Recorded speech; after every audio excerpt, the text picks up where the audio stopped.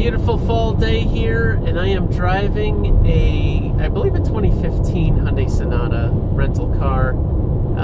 Just a quick review from my driving impression so far on the highway and so forth. First of all, this is a base model Hyundai, and it's got over 30,000 miles on it. Of course, it's Canadian, so it's reading in kilometers, like 64,000 kilometers or whatever.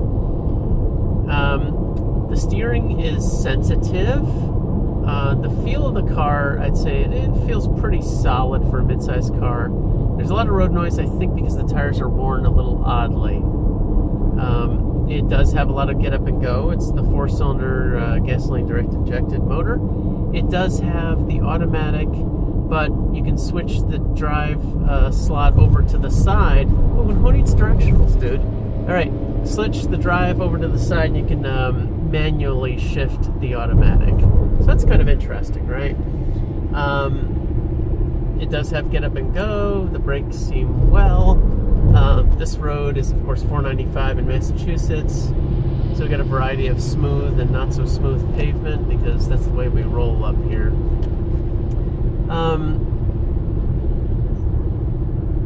The seats are not as comfortable as I like. I'll just say I've gotten spoiled by the seats in my Challenger, and you know, 4-way adjustable lumbar is nice. This seat is basic. This is a base model, no electric seats or anything like that. I've got a hand pump to pump the seat up or down, sort of forward and back, and then there's seat tilt as well available. In general, you know, a couple of years ago, these new Hyundai Sonatas came out, and I said, well, they look pretty good. And then the gasoline direct injected engine came out and said, oh, that's pretty good. Good mileage. Yeah, sweet. And a good amount of power. Like here, I'm, friggin' translate 40 miles an hour. Let's gun it up. And 2, 3, about 3 seconds up to 60 or so. That's not too bad. So, a bit of engine noise to do that maneuver, but you know, no big deal. That's life when you have a 4-cylinder and you're pulling a mid-size. Well, it's almost a full-size car, I guess. I'll be filming a little more in a bit. Yeah, so it's a little weird driving a Canadian car. I've been exposed to metric system for decades. You know, they tried to push that on us in the 70s in America, and it didn't stick. So of course, fun things like, oh, there's the kilometers on the outside. No, there's your miles per hour on the inside. And you just do some math. 100 miles an hour is about 100 kilometers per hour, I should say, is about 62 miles an hour. You get up to 120 and you're doing about 75, 76 miles an hour. So if math is hard and you're on a city street, go about 40 to 45 kilometers an hour. That's around 25 to 30 miles an hour. If you want to be on a highway, you do about 100 kilometers an hour, which is 62 or so, or 110, which gets you up towards close to 70 miles an hour. All right. Anyway, that was a little bit of lesson there. So what do we have on the inside here? This is the base model. It has this mode button. Oh, look, there's my head. I can't push it. But where do you want the airflow to go? Defroster feet. Just in your face and feet, right? Okay. Basics, right? Temperature, AC, recirculation. Nice and brightly lit. Blue lights, love the. And then we got oranges over here for front defroster, rear defroster. Presets for the radio. Oh, nice exciting music too. All right. Seems to be satellite phone. Satellite radio, I should say. So we can just go to XM, AM, XM, couple different slots. So you can have a lot of presets, I suppose. There are, I guess, on the phone side, menu, hello? No, you gotta turn this on, I guess, and do menu. Okay. Right? Information. How do I enter? So this is the thing about these things. I just don't. If I menu, setup, oh, display, right? Oh, and then I rotate the knob to get to these other parts. Phone. Oh, I press this button to do this. Okay, so I'm just learning on the fly. I can pair a phone. I actually like this. This is good. I like dials and simple buttons. Don't give me complex things. I mean, voice commands, if they make sense, are fine, but boy, those don't always happen, right? So we also have Bluetooth, MP3 can be played on here, all that fun stuff. Great. So then down here, there's this compartment, which, you know, I'm sticking my whole arm in there. It's pretty deep, so you could put a good-sized amount of something in there. I don't know what. Look at it, it's shining. All right. And then you got your USB aux and iPod integration, I guess. Two cigarette-type ports.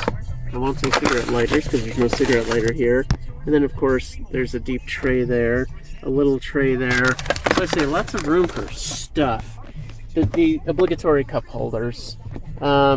Heated seats. That's not too bad for a cheapy car. And then, you know, when it comes back to drinks, each door has one of these slots where you can put a water bottle in. And I mean, even the back doors back here. So this is a fabric type seat. The console has two levels. First level is a bunch of napkins. No.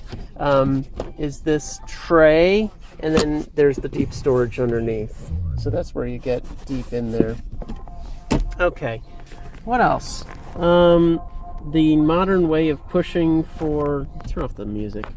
Push that for the emergency brake. There's your gas release and trunk release over here. Fuses. Fun stuff. Eco. Haven't played with it. Who needs Eco? But you can turn on, I guess, and turn off the skid control. So if I do that, right, off, on. Okay. Eco. Yeah, I guess if you want to really save gas, I don't know if it does shutting off the engine. That might be one of the modern things it does. Let's pull the hood and see what's going on under there.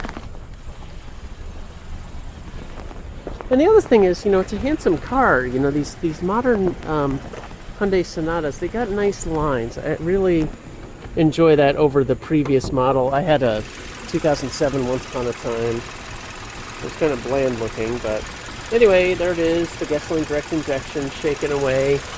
You apparently need 5W30 oil. Yeah, there it is. See owner's manual, 530. Yeah, there it is. Engine, fluids, all that fun stuff. Normal. I believe this gasoline directed injection motor gets over 200 horsepower, actually, which is why it's got some good get up and go. Let's go check out the trunk real quick. Get to the back side of the car. The trunk is very big. I mean, this is spacious. Here, I'll just stick my leg in here. And I'm 6 feet tall. I got my foot all the way up there. And you get to the threshold here. And essentially my crotch is almost into the trunk. That's how deep it is. It's a very deep trunk. You can put a lot of stuff in here. Yeah, I'm sure underneath here is spare tire type stuff. Yes. And there's actually a lot of little room around the spare tire well, so you could throw stuff in there if you want. Access to lights is along the side here. This is nice. It's a plastic threshold. Here, let me block the sun. This is good because you're always sliding things in and out of the trunk. And they have it higher than the seal, so the seal won't get destroyed by rubbing stuff in and out of the trunk. You know, heavy suitcases or, you know, laptop cases or who knows what. That's a good design feature right there. Good thinking. Fairly low lift over height. I know modern technology, modern cars got to have a high bumper setup. It looks like, I have no idea what this does, but there's some switch to say lock or unlock the trunk. Like, I'm going to leave it unlocked. I don't know what that's about.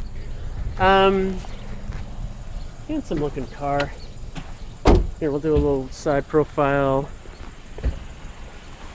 The wheels are apparently aluminum. And what size tire do we have on this? Do we got 16s or? Yeah, we do. Okay, here, I'm going to spin it around and show you. We got 205 65 16s, which for, you know, a basic car is not too bad at all. There we go, get a little focus. Sure, I don't have the sun on the lower half, so I'll get that by pointing there. See the lines? I mean, these lines, they just add to the car, I think. You know, they're elegant. If there's one thing I could say is the appearance is elegant at first glance. Back seat, lots of legroom. You know, I got tall children, plenty of legroom. Of course, this is nice fabric. I like that. It's nice fabric. It's not plastic. I will say this though. Every surface in the car, other than where you are likely to touch, in other words, this part here and maybe this part here, everything else is hard plastic. This is barely padded. This is also barely padded. So I think this is where some of the cost savings they have.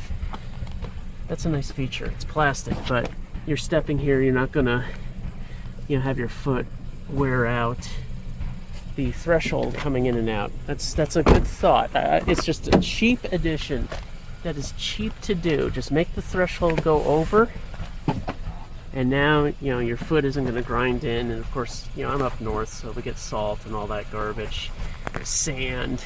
You know, it's literally sandblasting your car. Yeah, and then there's a footrest, you know, dead pedal. I've got to say, and then of course I say I'd rather have an electric seat. This might be comfortable for some people. You know, you got your lever where I'm going to go down, I'm pushing down, or I want to go up, so I got to pull it up to pull the seat kind of up and forward, or down and back is the way it goes. And then of course, back angle is here. Side airbags are modern technology nowadays. That's good stuff, seat related. And also there's airbags in the A-pillars. And of course, coming out of the steering wheel and the front dash. So that's it. You know, it's a decent mid-sized car. I guess it's mid-size. I almost call it a full size. It's probably not full. It's getting close though. 5-passenger. It's comfortable. This particular one's a rental car, so it's been kind of through the mill a bit. No, maybe it's a 2014. Yeah, it's 2014. It was built in May of 2013, so it's built in Alabama. God bless America. But built for the Canadian market. So it's a 2014 model. There you go. I said 2015 earlier. I think they're pretty much the same. Ontario, yours to discover. Yeah. I like it, and that's the XM antenna, you know, nowadays when you have that integration. So that's it. If I wanted a 4-door family sedan and didn't want to spring for a Camry, Camrys are a little softer sprung, I think. I've driven those for a bit. Accords are full size now. They're just full size. What does the Sonata compete with? Every single other mid-sized car, you know, Chevy Malibus, all the like. Hyundai, I think, still has that 10-year, 100,000 mile warranty, which is kind of nice. You know, it's not built with the best materials, but by and large, the materials that are where you are fine. You know, the steering wheel feels pretty good. This piece here, where there's this plastic insert, I think is a little cheesy.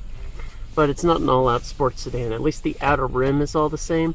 I'd prefer if this inner part here was also the same as, you know, the inner part up here. But, you know, that's nitpicking.